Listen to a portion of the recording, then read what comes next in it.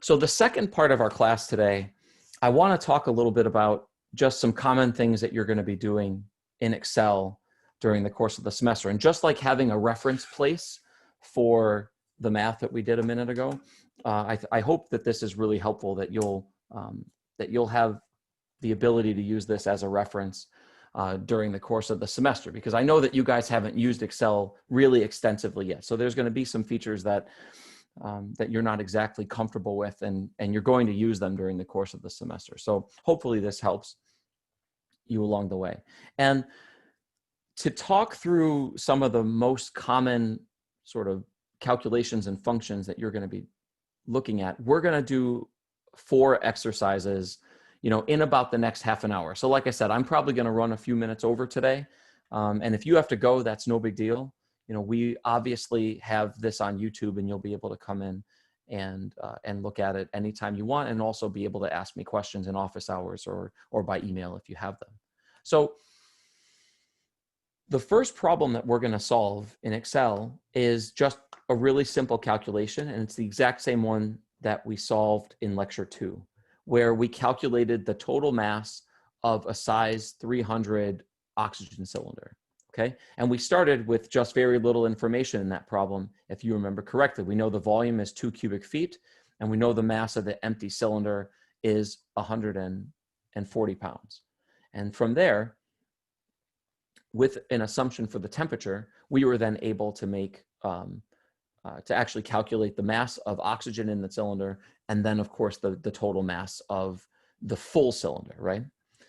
The second thing we're going to do is we're going to use the ideal gas law, and we're going to plot the molar volume as a function of pressure between 0 and 100 bar at 40 degrees Celsius.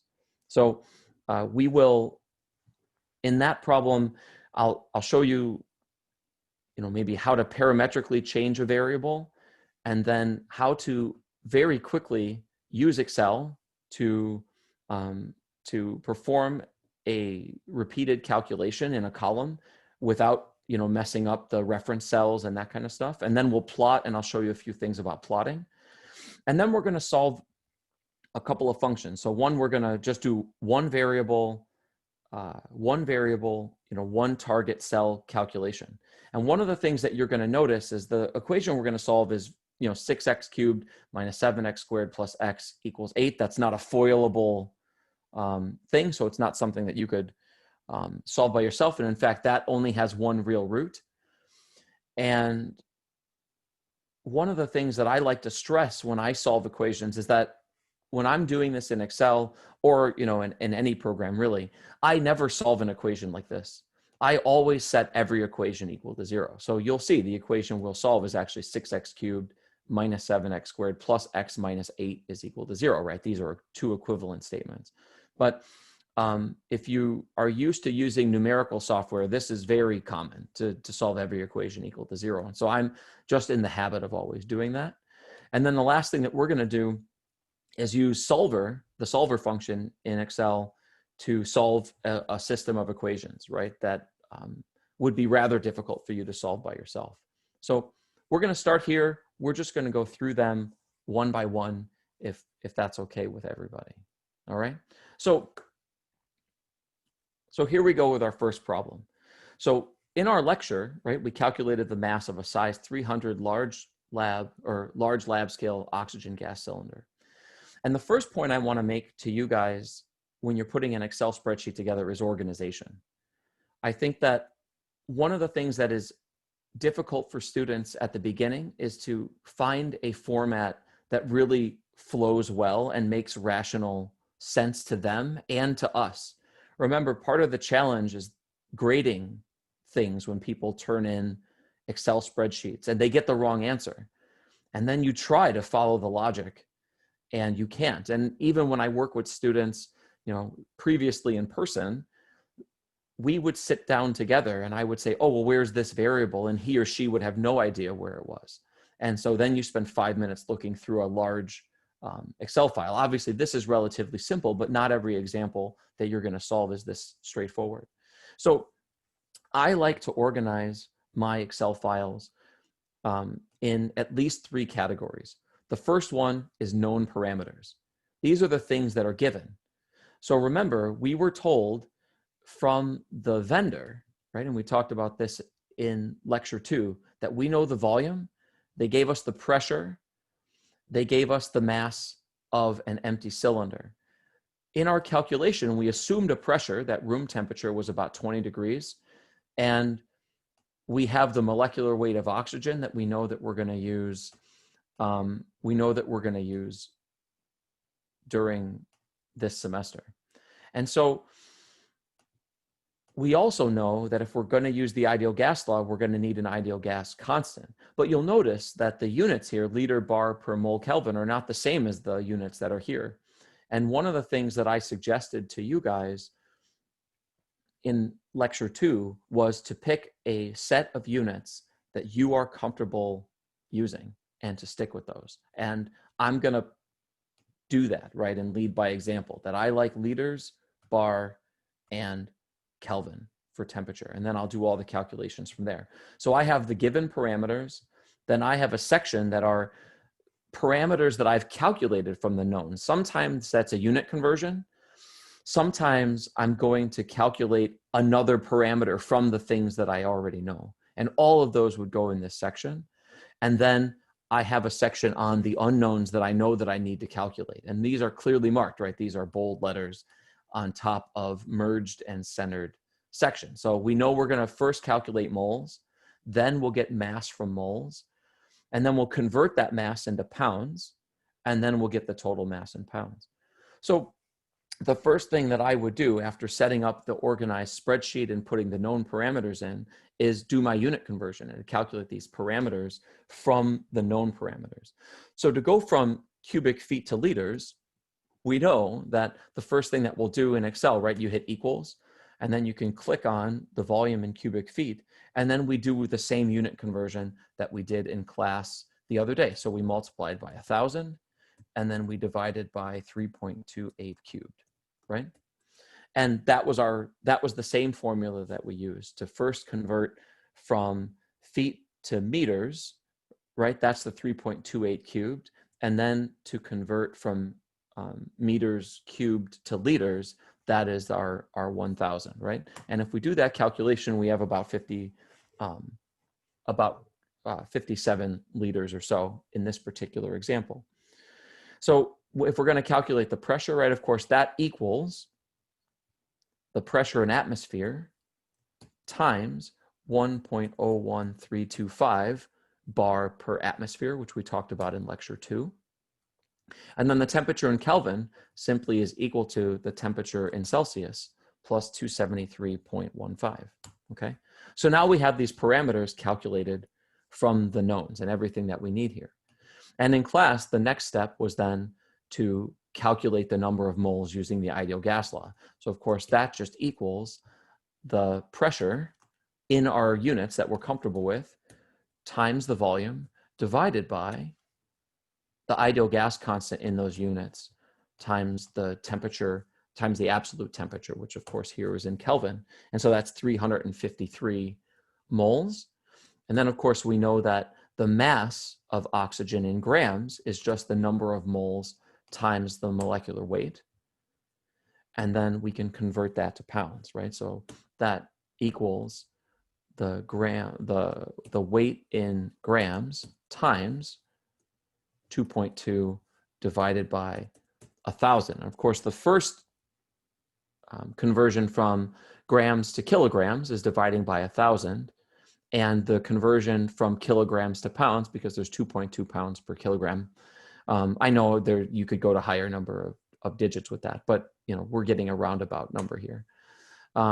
We'll give you the total answer here. And now we know that the total mass is simply equal to the mass in pounds of the oxygen plus the mass of the empty cylinder, and there's 165 pounds, which is exactly what we calculated in class.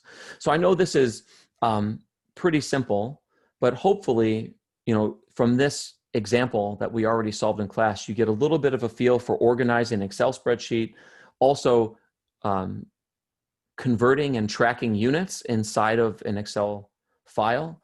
And then for those who haven't really used Excel at all, one of the reasons that I lingered on the cells after I was putting in the formulas and talk through them is so that way you could actually see what was typed. So if you're less familiar with Excel, hopefully you can follow that example.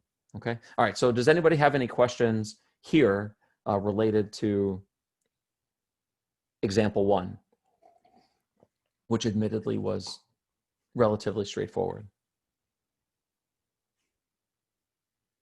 Okay, good. If I don't hear any, I'll move on. So the second thing we were going to do is find the molar volume of an ideal gas as a function of pressure between 0 and 100 bar at 40 degrees C. And you'll see I already put the knowns in, right? I already have my ideal gas constant. I already have the temperature in Kelvin calculated. So what I want to be able to do then is I'm going to have a column, right? So parametrically changing a variable just means systematically changing it in a known increment. So 1, 2, 3, 4, 5 bar, right?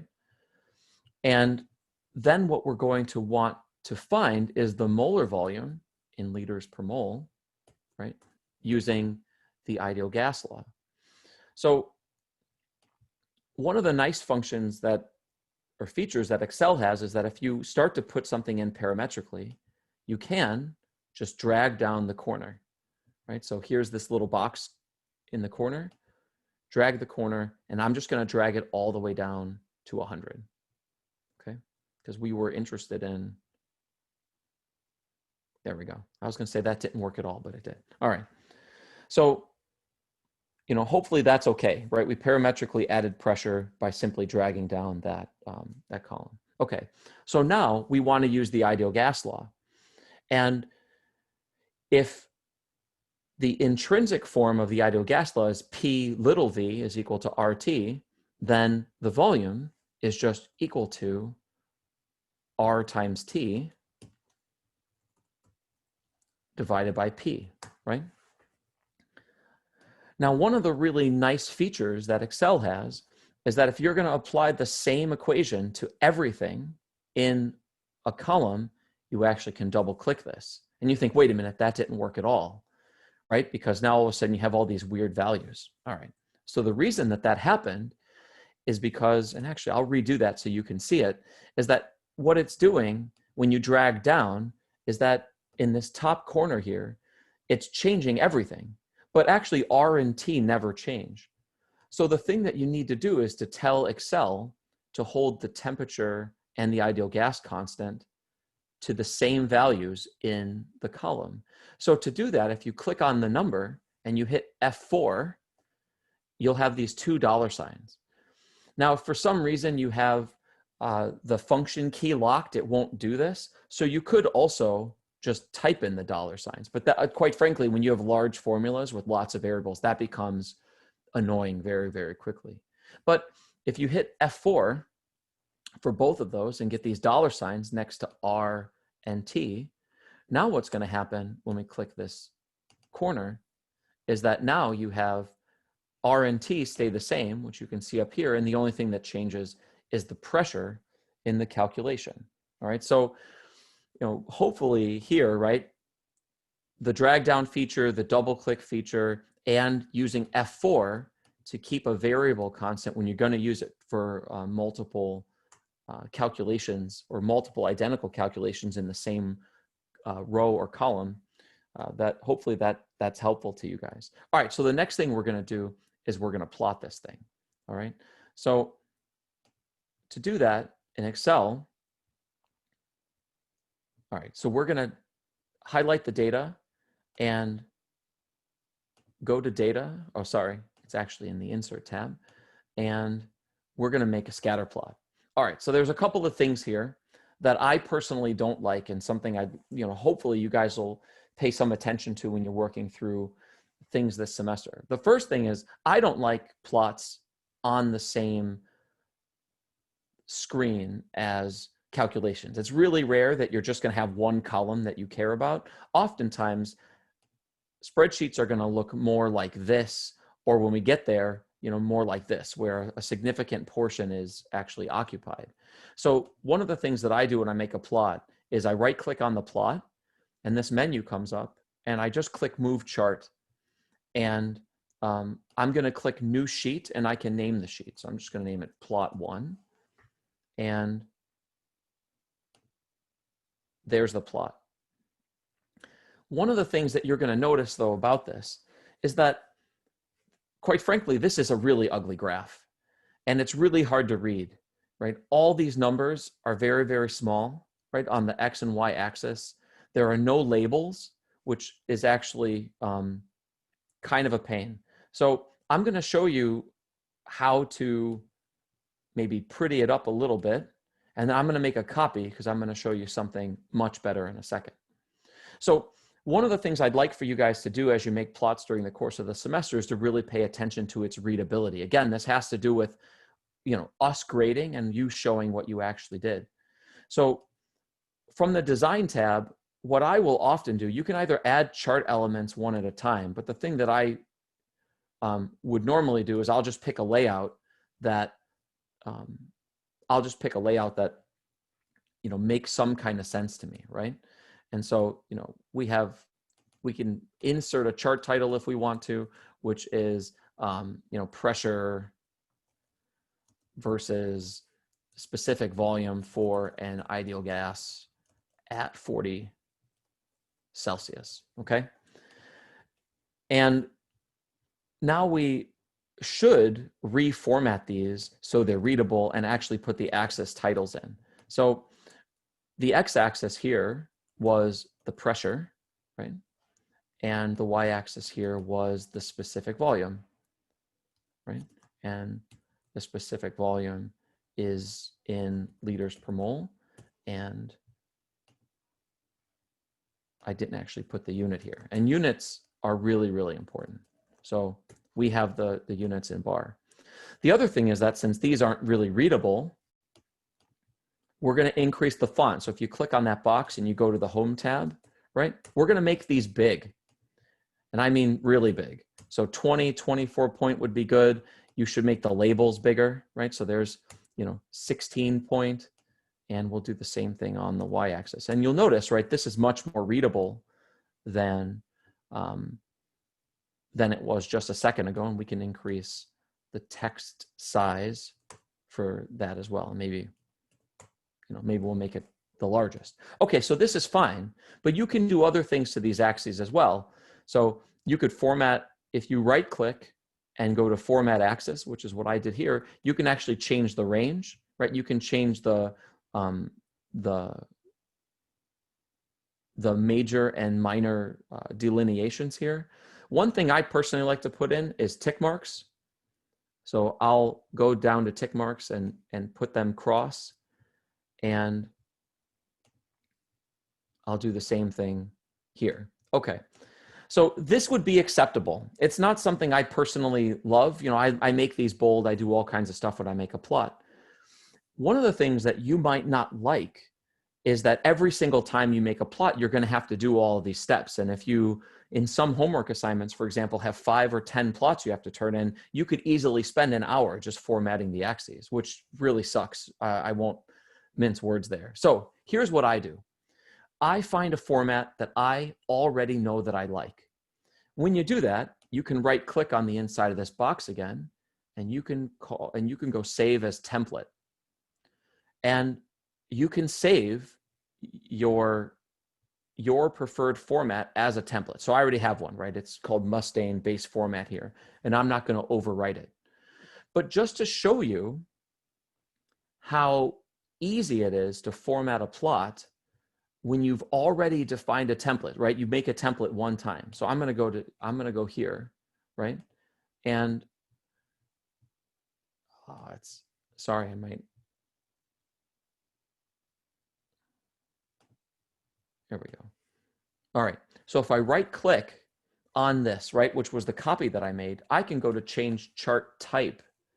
And if I click on templates, I'm going to click Mustang base format and just hit OK. And it automatically does what I want. So now all that I need to do to this plot is to put pressure in bar. I can put the specific volume in liters per mole. And since that's the only thing here, I can delete that, the label for the data set. And that is readable. It is clear. It is instantaneously turn-inable, if that's a real term. Okay. So one of the things I want to really encourage you guys to do is to make a template that you like, that is readable, and spend 30 seconds like I just did changing the axis titles. And every once in a while you'll change the range here, but just come up with a template that you like. So hopefully this was helpful for that. Okay, so we have about 10 minutes left, and I want to do 2 more things during that time. Before I do, though, does anybody have any questions? Does that template save across all Excel files, or is it just for this one file? Nope, it's a template. So actually, if you look when you go to save as a template, it saves in whatever directory it is. So when you go look for it again, it saves that as a master template in Excel. It's equivalent to any of their base templates. So you'll have access to that for every plot that you ever make, as long as you use Excel. Yeah, good question. I was writing notes when you were can you show me how you got to that template once you saved it again? Oh, yeah, sure, absolutely. So here, I'll even, so how I got to it was I right-clicked, and I just went to change chart type, and then you go and you click on the templates folder, and it's right there. So for example, I mean, we could go back to what we had at the beginning, where we just had an XY scatter plot. Here, hold on, that didn't quite work. But yeah, that's how you change your template. So you go to change chart type, and yeah, good questions. All right. Any more questions before we move on to goal seek and solver? No? Okay. All right. So during the course of our semester, we are going to have times where we have larger spreadsheets where you might only have one independent variable. And it's probably going to be temperature, quite frankly, right? Because temperature is in these quadratic or polynomial relationships that we showed earlier on in sort of part A of lecture 3. And you have a lot of variables that might depend on temperature, but in the end, we're going to want to solve something, whether it's an entropy balance or an energy balance. And we're going to have some target function where we have to make that cell equal to 0, and we're going to change the temperature, right? So we'll have an input cell, which will be a temperature, and we don't actually know what that temperature is. And our spreadsheet will use that to calculate everything, but we know it's not right because we'll have a target function that won't be equal to 0. And if maybe this makes sense, let me do it in the context of this problem. So if you think about this, you can't tell Excel, this is my problem, go solve it. In fact, you can't really do that with any computational software. You always have to give an initial guess. So here we're going to have, a guess for the value of X, right? And this is going to end up being the answer at the end. And then we're going to have the value of our function. So let's just say, for our guess, right, we're going to say that X is 1, right? So we hope that X equals to 1 solves this equation here. It probably won't, but let's see if it does, right? So we know then that this function is equal to 6 times X cubed minus 7 times X squared plus X minus 8. Okay. All right. So the value there is minus 8. So obviously this isn't the solution to that equation, right? So we don't want to have to guess over and over again. We could do this, right? We could say, well, what if it's 2? All right, that's probably not 2 or 3. It keeps getting farther away. So 1 was negative, 2 was positive, you know, maybe it's like 1.5. Oh, we're getting close, right? Maybe 1.7. Oh, that got a little farther away. So, you know, maybe 1.5 is a good starting point for a numerical tool. But we want something to do all this iteration for us. And most programs that you're going to use are going to use some form of Newton's method. And if you haven't talked about that yet, you will, you know, in a future calculus class, or even in your numerical methods in chemical engineering class. But just know that Newton's method essentially just iterates for you. It knows approximately how far you are from 0 when they try to solve that function. And it intelligently makes the next guess based on how much the value changed from the previous guess and how far you are away from the guess. But for our class, really, you just need utility. So we know this has to be equal to 0, right? The functional value has to be equal to 0. So in the data tab in Excel, under what if analysis, you can click on that tab and this drop-down menu comes, and then you have goal seek. So we know that this function, right, our cell B5, has to be equal to 0. And we're going to do that by changing A5, which is X, right, our guess. And it's going to use Newton's method to solve for X for a single variable. And there we go. So the answer is about 1.59. Now, one of the first things that people often will say to me is, wait a minute, that's not 0. But it is. So Excel has a pre-programmed tolerance for solving this function. And so for our purposes, and maybe if you just sharpen your BS meter a little bit, that 6.5 times 10 to the minus 5 is essentially 0, right? And in the context of this problem, that's totally okay. So using using goal seek is relatively straightforward, I think. You have a cell where you have to guess the final value that you're looking for. Like I said, we're going to do this a lot for temperature this semester. And then you have a target function where it's an equation that you know that you're trying to set equal to 0.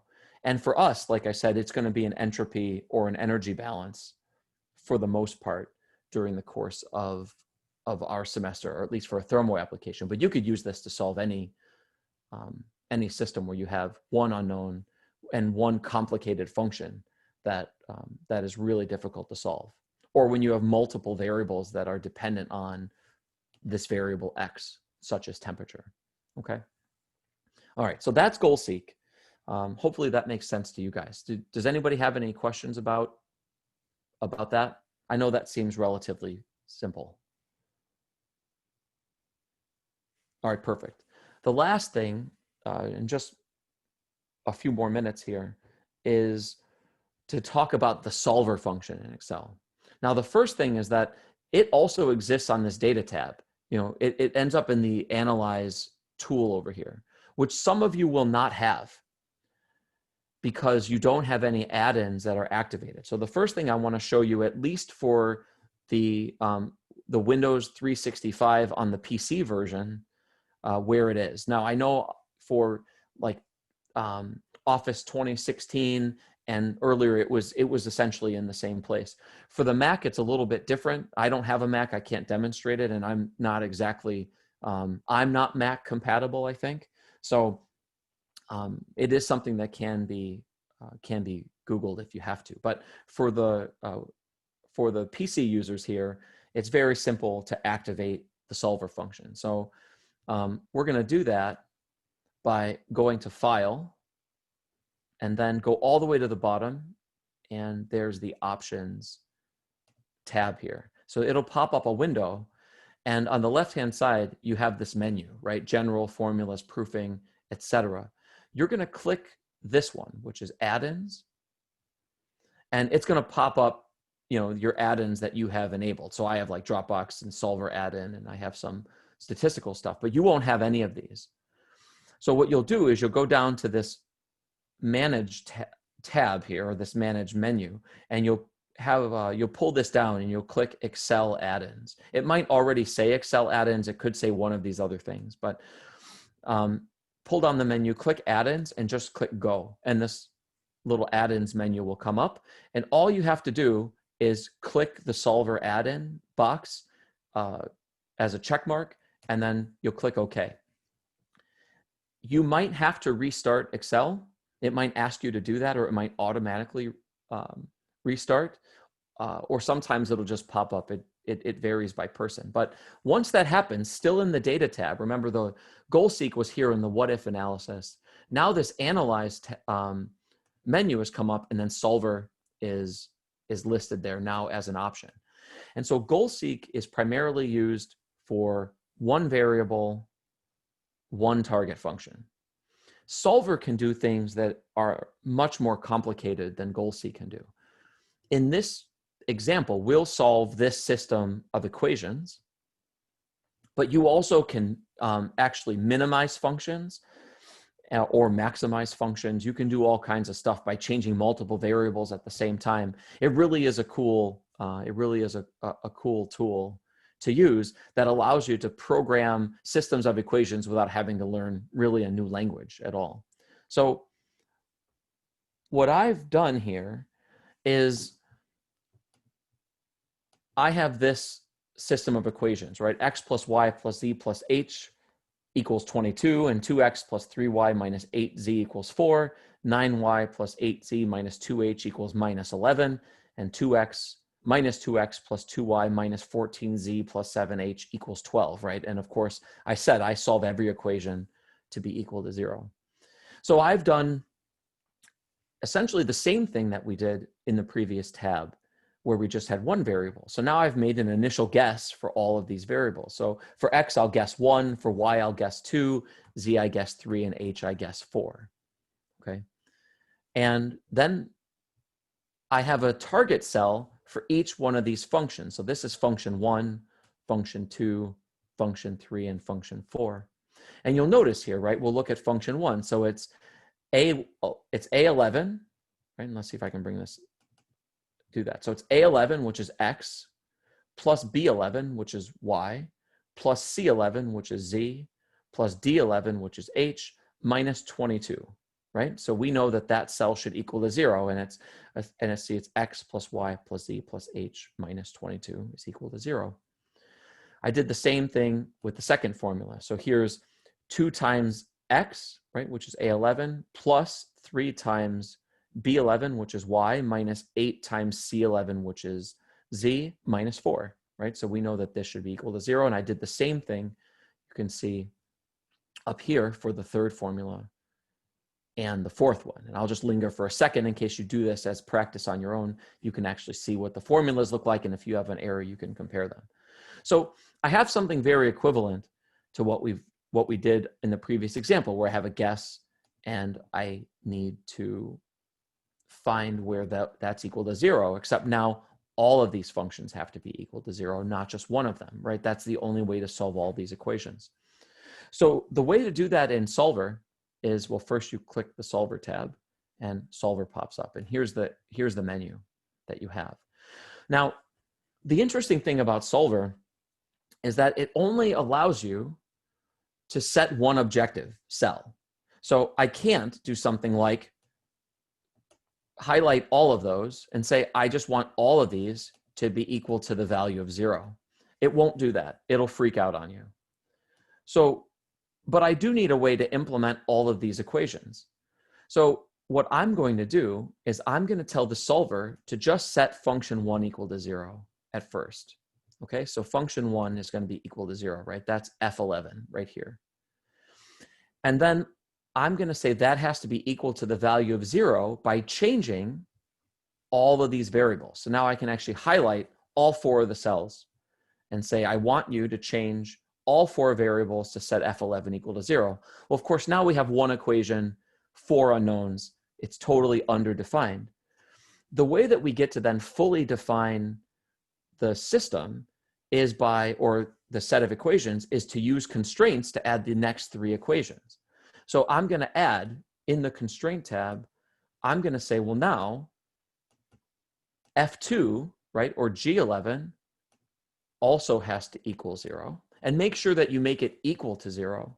If you make it less than or equal, greater than or equal, right, there's also, you can make it, force it to be an integer. You can do all kinds of stuff, but you want it to be equal to 0. All right, so I'm going to add that as a constraint equation.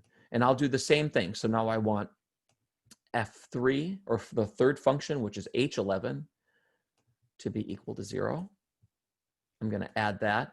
And then I'm going to do the same thing with the fourth function in I11. So now I11 also is equal to 0. And then once you've entered all the constraint functions, you can hit OK. And you get brought back to this tab. And now you can see we have 4 unknowns that we're changing, right? 1, 2, 3, 4. And now we have 4 equations. We have 1 equation, 2 equation, 3 equation, 4 equations. So you normally think, oh, I'm going to hit solve. But there's one sort of weird, tricky thing that Excel does that I don't understand. They click this box for you, which says make unconstrained variables non-negative.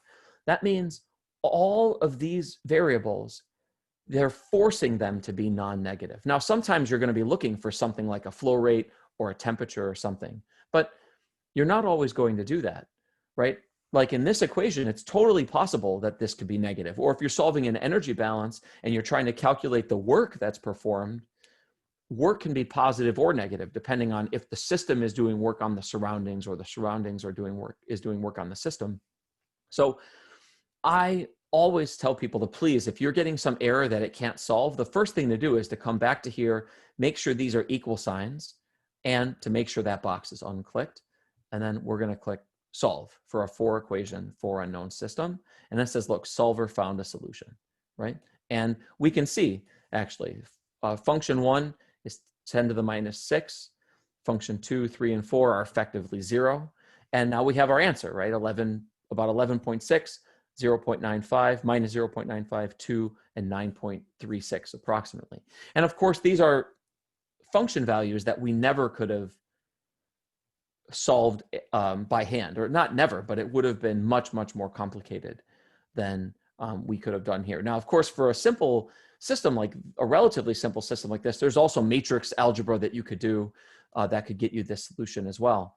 But in our class, I don't want you to have to do applied linear algebra. You know, we can use Excel. We also won't have very simple linear functions like this most of the time.